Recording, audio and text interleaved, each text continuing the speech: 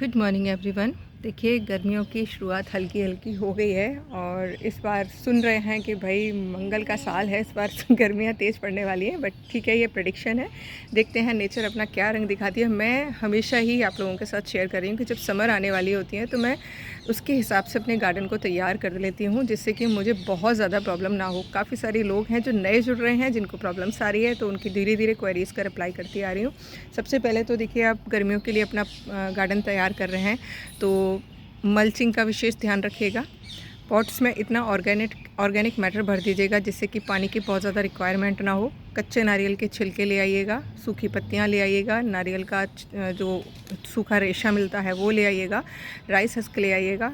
ये सब ऐसे हैं जो शायद फ्री में मिल जाएंगे, बाकी कुछ ख़रीद के भी चीज़ें ला सकते हैं, उसका मैं आगे शेयर कर दूँगी। तो वो सब चीज़ें आपको पॉट्स में फिल करने में और मल्चिंग करने में मदद करेगी। कई सारे लोगों की क्वेरी है कि मैम हमारे जो पौधे हैं, कुछ पौधे ऐसे हैं जो डोरमेंसी से बाहर नहीं आ रहे हैं। तो देखिए, जब मौसम चेंज होता है तो पौधा थोड़ा सा टाइम लेता है। अलग अलग जगह पर अलग अलग टेम्परेचर है। हो सकता है आज मैं दिखा रही हूँ किसी चीज़ को कि मेरे यहाँ पर उसमें फ्लावरिंग स्टार्ट हो गई है या शूट्स निकल आए हैं, मे भी हो सकता है आपके यहाँ वो टाइम ना आया हो। तो थोड़ा सा वेट करिए। बस आपका प्लांट जीवित है तो डेफिनेटली उसमें शूट्स निकलने लगेंगे। जैसे देखिए, ये मेरा मधुमालती का पौधा है जो कि हाइब्रिड वैरायटी है और आप देख रहे होंगे अब इसमें छोटे छोटे से शूट्स निकलने लगे हैं। इतने दिनों से ये खाली स्टेम थी। बस मैं ध्यान ये रखती हूँ, स्टेम जो है आपकी सूखी हुई नहीं होनी चाहिए, वो आप देख लीजिए। बाकी अगर ग्रीन है तो डेफिनेटली थोड़ा टाइम लगेगा, लेकिन उसमें शूट्स निकलने लग जाएंगे। अच्छी फ्लावरिंग के लिए क्या करना है, अगेन वही, आज रूट फिलिंग का टाइम है, कल से फिर प्रूनिंग का टाइम स्टार्ट हो जाएगा। तो रूट फिलिंग के टाइम पर आप उसमें अच्छे से गुड़ाई करके जो भी खाद आपके पास अवेलेबल है, नेचुरल वाली, ऑर्गेनिक वाली, गोबर, vermicompost, kitchen waste compost, और कोई भी खाद नहीं है तो भैया केले और प्याज का छिलका तो आपको अरेंज करना पड़ेगा, वो लेकर मिट्टी में दबा दीजिए। थोड़ी सी नीम खली अगर आपके पास घर की बनी हुई है तो वेल एंड गुड है, नहीं तो आप ख़रीद लाइए, वो बस मिक्स करके मिला दीजिए। यकीन मानिए, आने वाले सीज़न में आपका कोई भी पौधा ऐसा नहीं होगा जो भरपूर मात्रा में फ्लावरिंग नहीं करेगा।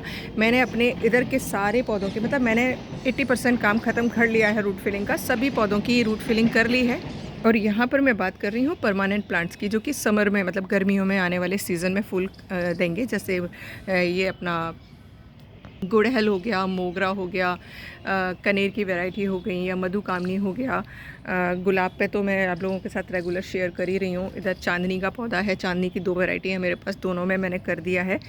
जो अपने सीजनल प्लांट हैं, जैसे कि अभी देखिए ये इधर कैलेंडुला खिल रहा है, पॉपी खिल रहा है, इन पर रूट फिलिंग नहीं करनी है। इनको हमने भरपूर मात्रा में पहले खाद दे रखी थी। बस आप जो लिक्विड डाल रहे हैं 15 दिन में एक बार, वही सफिशिएंट है, इसमें रूट फिलिंग की ज़रूरत नहीं है। लेकिन जो पिछले सीज़न में डोरमेंसी में चले गए थे, उन सभी पौधों में रूट फिलिंग कर दीजिएगा। अभी एक और चीज़ आ रही है, जिन लोगों ने हार्ड प्रूनिंग कर दी थी उनमें से देखिए, हाइब्रिड का मैं बोल सकती हूँ क्योंकि मेरे यहाँ ये हर बार हो जाता है। मेरे अपराजिता के कई हाइब्रिड पौधे जो कि मल्टी पेटल्ड हैं, वो एक ही पॉट्स में लगे हुए थे, 3-3 4-4 पौधे, तो उसमें से 1-2 पौधे सूख गए हैं। तो बस मैंने उसकी जो स्टेम थी उसको हल्का सा नाखून से करके देखा, वो मुझे बिल्कुल ड्राई लगे, तो मैंने निकाल दिए हैं। जो ग्रीन है वो रखे हुए हैं, जिसमें से कुछ में फुटाव शुरू हो गया है, कुछ अभी वैसे के वैसे ही हैं। बस मैं इन्हें बहुत ज़्यादा टच नहीं कर रही हूँ, क्योंकि आप बहुत ज़्यादा भी जब पौधे के साथ गड़बड़ करते हैं ना, तब भी वो प्रॉब्लम क्रिएट करता है।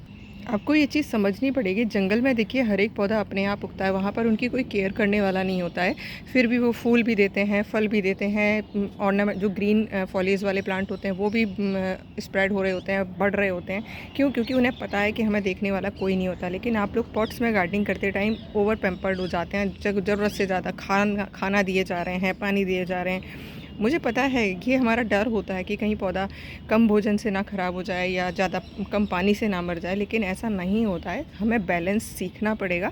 जैसे हम अपने बच्चों की केयर करते हैं, वैसे ही पौधों का एक सिस्टम होता है। उस सिस्टम को थोड़ा सा अगर आप नेचुरल तरीके से बागवानी करते टाइम समझ लेते हैं, तो मुझे लगता है चीज़ें बहुत अच्छे से मैनेज हो जाती हैं। और ये जो कैलेंडर है, इस कैलेंडर में बताया ही ये गया है कि आपको भोजन कब देना है। साइंटिफिक रीज़न है, आप रिसर्च पढ़ लीजिएगा, साइंस पढ़ लीजिएगा। मैं साइंस की स्टूडेंट नहीं हूँ, मैं फ़िलासफ़ी की स्टूडेंट हूँ। तो आध्यात्मिक रूप से और साइंस को, वैदिक कल्चर को मैनेज करते हुए मैं चीज़ों को कर रही हूँ और शेयरिंग कर रही हूँ। साइंस की बात करेंगे तो मुझे कुछ नहीं आएगा, बट हाँ आत्मा परमात्मा ब्रह्म परम ब्रह्म की बात करेंगे तो शायद मैं कुछ बोल पाऊँ। तो मैं तो देखिए आध्यात्मिक तरीके से कर रही हूँ कि बस मिट्टी को माँ मानिए, गमलों में जो मिट्टी है उसको भी माँ मानिए, और माँ कभी आपको निराश नहीं करेगी, ये हम सभी जानते हैं। तो आप एक कॉन्सेप्ट तो आपको अपनाना ही पड़ेगा, तेरा तुझको अर्पण। प्रकृति में हर एक जीव अपने हिसाब से काम करेगा। और ये देखिए मैंने खंगर पे जो मॉस लगाई थी और मॉस के बाद फर्न लगाई थी, देखिए इनमें नए शूट्स निकलने लगे हैं। इसका मतलब ये बिल्कुल सेट हो गई हैं इसके ऊपर। दूसरा मैंने ये लगाया था, पानी के अंदर रखे हुए हैं पत्थर, और इसमें भी देखिए नया शूट निकल आया है। तो ये बिल्कुल रेडी हो गए हैं। बस मुझे इसमें पानी को मेंटेन रखना पड़ेगा जिससे कि इसको नमी मिलती रहे और ये पौधा इस पत्थर पर ही ग्रो होता रहे। टमाटर इतने पीले होते ही तोड़कर रख लीजिए, ये 3 से 4 दिन में ही आपके यहाँ पर पक जाएंगे, क्योंकि मौसम थोड़ा गर्म होने लगा है। तो उनको बिल्कुल पकने का वेट मत करिए, जो बीज बनाना है उसी को बिल्कुल पकाइए पौधे के ऊपर, बाकी इस तरीके से आप तोड़कर रख सकते हैं। तो इस बात पर यकीन करिएगा, ज़्यादा लाड़ प्यार भी बिगाड़ देता है। जैसे बच्चों को वैसे ही पौधों को प्यार करिए, बट उतना ही जितना उनको ज़रूरत हो। Thank you for watching. I hope आपकी क्वेरी का आंसर मिल गया होगा। मिल गया है तो अप्लाई कर लीजिएगा। नेक्स्ट वीडियो में मिलती हूँ नेक्स्ट नई टॉपिक के साथ। Thank you.